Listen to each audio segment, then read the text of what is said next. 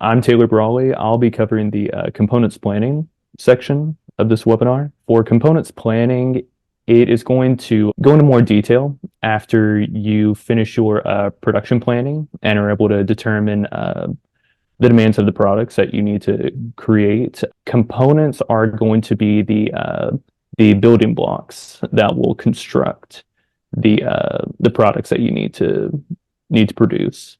And it's going to be more of a materials planning process, making sure that you're able to meet the requirements, the availability, have the correct usage in order for you to meet your production demands.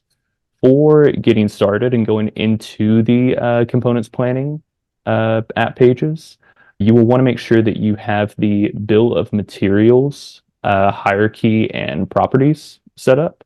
That will be in the data hub and then will be fed into the supply chain planning app once you import the data over. Once you have your bill of materials set up here with the components planning, first you'll want to have a review of the bill of materials structure so that we can see which components are feeding up into your products. As you can see here, we have at this very top level, we have the products, have the information displayed, the from date, to date, standard cost, the BOM type being either multiplier or sum, the cost type, which is either loaded or sum, and then the cost and the lead time. With each product, we're then able to go down level by level into the bill of materials to see which components construct those individual levels. Going down to level 1, we can see for this particular product that we have 3 components, as well as the parent calling out the product up above, as well as the same data listed specifically for each component. You're able to then drill down into every component, every level, to see which components roll up into this product. For the moment, there's just only a level 1 structure hierarchy that rolls up in this particular product.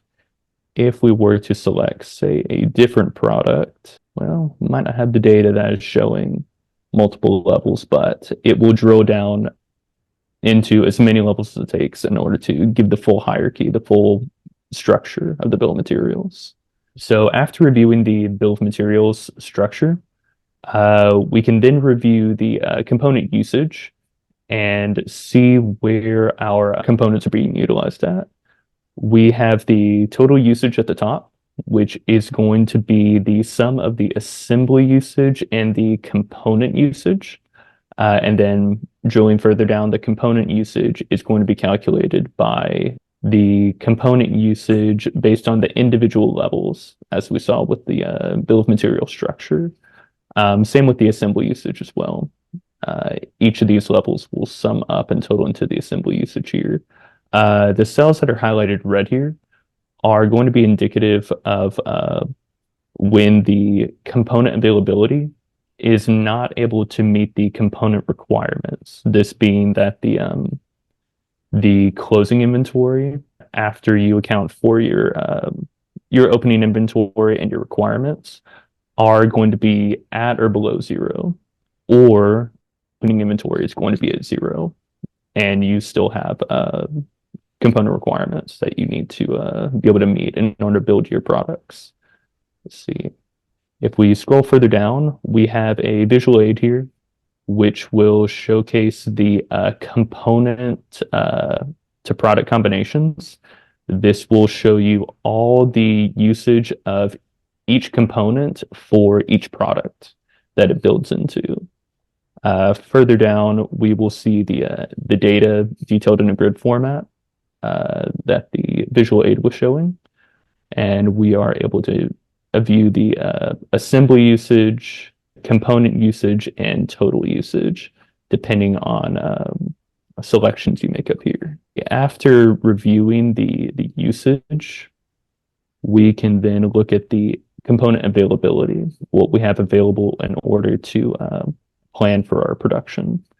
We have the visual aid up here, which will display the closing inventory, the incoming receipts or the incoming inventory for that component, as well as the component requirements, how much components we need in order to meet the production demands.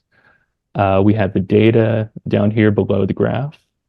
We have our opening inventory, components requirement, our incoming receipts, which will be used to calculate the closing inventory.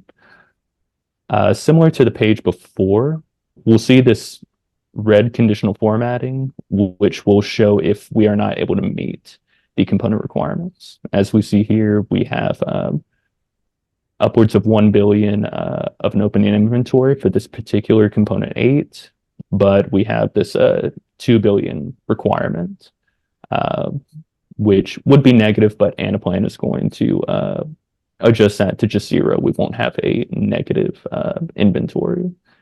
And then because we have a 0 inventory going into the next week, highlights it as well. Here you are able to enter in new inventory coming in. So right now we're not able to meet the requirements, but if I were to say enter an additional 1 billion inventory coming in, then the highlight will go away, indicating that we are able to meet the production requirements.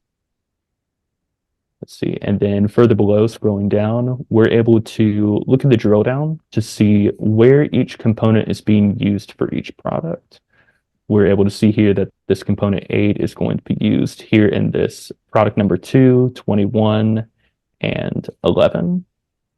So that is where this component is going to feed into, which will then also feed into our master production schedule to see where our product demand is being met and not being met. We're able to review by the brand and the product.